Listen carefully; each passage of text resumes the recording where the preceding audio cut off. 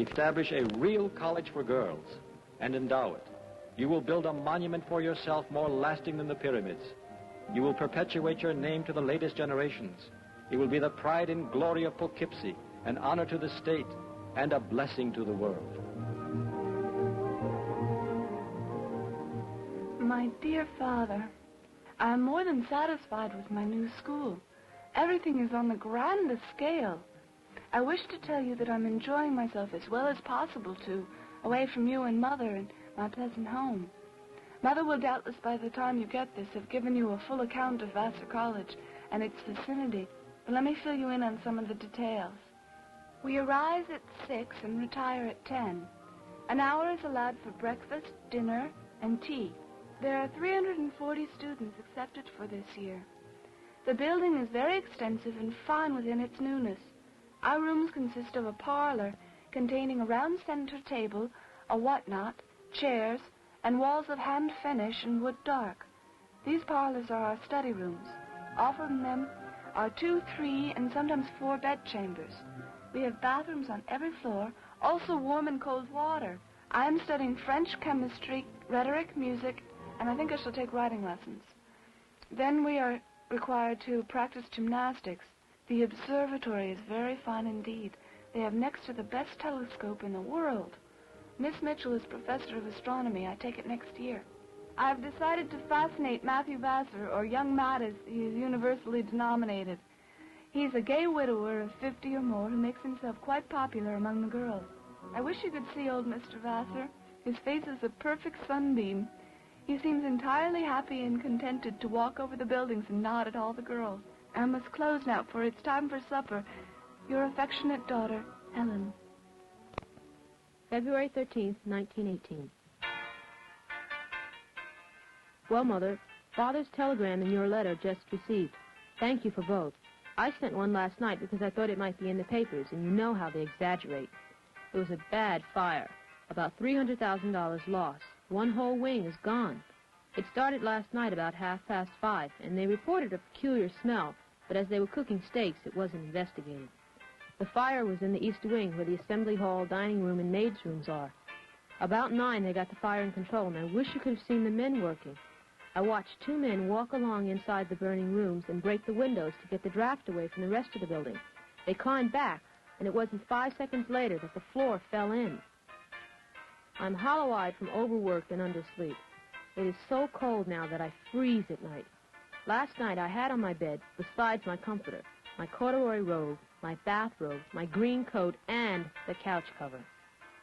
Our tree ceremonies are this weekend, and we have rehearsals all the time. I get so tired of them. You have to pay a fine if you don't go. We are rehearsing, too, for song contest. But next hour, I must go way up on Sunset and dance for the tree ceremonies. I don't see why this time you can't let me have enough to go to New York with. It would only be about $7. Nobody understands why I don't go away for all my weekends, and I can't tell them it's because my family is so stingy. We're allowed 5 weekends a semester, and I never take more than 2. They're trying to sell Liberty bonds here at college. I don't see how they expect anybody to have enough money to invest, yet they harangue us about our duty, about service to our country, and on and on. All we hear is war, war, war, and every time we hear it, we're expected to hand out $50. I'm going to have a written in Psych this afternoon, all about the symptoms of senile dementia, chronic alcoholism, manic depression, schizophrenia, etc., etc. I'm really on the verge of going crazy myself. I had my picture taken for the Vassarian today. I'm sure it will be awful. Have I ever had a picture that wasn't? I'm taking a young lady to senior parlor who I just barely know. She lives near us in Raymond. We are reading cowboy stories for geology now. Some course. I really like it a lot. Have 2 quizzes tomorrow besides a lot of other work and simply must start it. Heaps of love, Dorothy.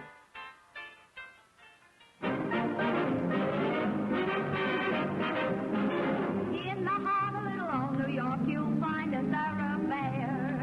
It's the part of little old New York that runs into Times Square.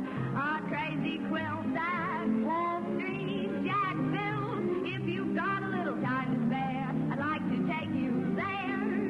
Come and meet those dancing feet on the avenue.